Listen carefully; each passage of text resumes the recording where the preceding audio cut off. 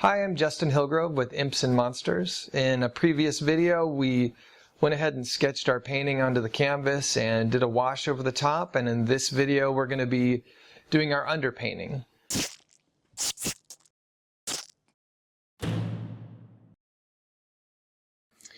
Alright, so first thing I need to do is pick what colors I'm going to be using. And so one thing I've found as I'm working is the best paintings have a lot of contrast. So as I'm picking my colors, I'm keeping in mind that I'm going to want to have that contrast between the foreground and the background. In this particular piece, I'm going to go with a blue sky, and the foreground character is going to be a brown. He's made of wood. He's a little wood guy, so he's going to be a nice rich brown. But yeah, keep in mind right now all we're doing is an underpainting, so you don't have to spend a lot of time on it. You just want to throw your colors down, your basic colors down, so you can get a good idea as to what it's going to look like with those colors touching each other. And I'm not going to worry too much about staying completely in the lines either. He's sitting in water, so the water usually reflects the color of the sky. So I'm just going to use that same color there for the water, not worrying that my wash from the previous video is showing through. Grab a little bit of this burnt sienna and raw sienna and throw it over the top. I want to keep the colors nice and thin, so I'll still be able to see my drawing through there.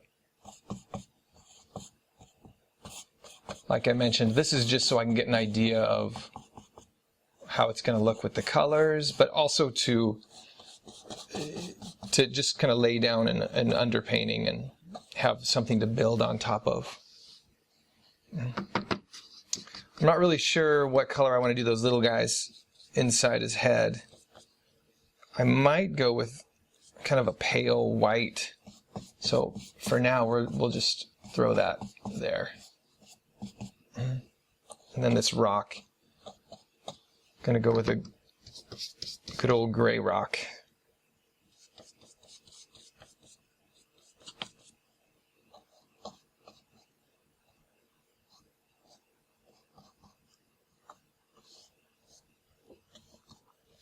So you can see not a lot of time spent throwing in the color. We're going to go ahead and let it dry, and then I'll revisit it here in a moment. All right, so I've let my underpainting dry for a moment here, and now I'm going to go ahead and just pick a light source.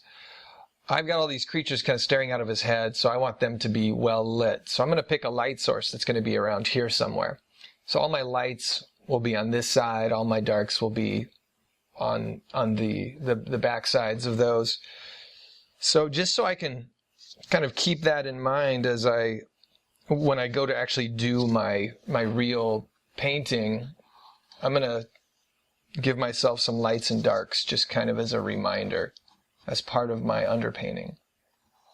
So again, not really worrying too much about making it look right. This is more about having a foundation to start with.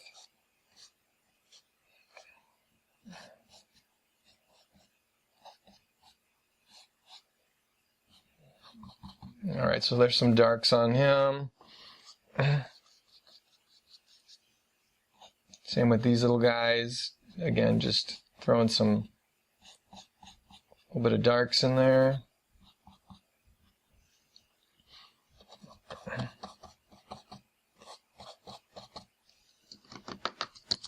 And now we'll go ahead and throw a few lights in there.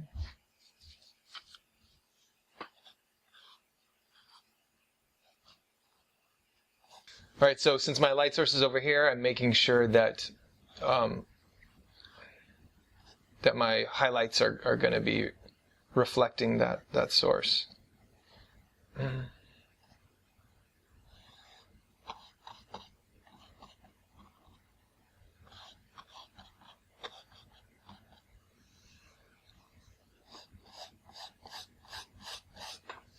Well, thanks for watching the video. If you enjoyed it, please like, share, and subscribe to our channel so that you don't miss any upcoming videos. And if you want to help us out, go ahead and click through the links below, or go to Lasting Impression Art and click on the Amazon banner there.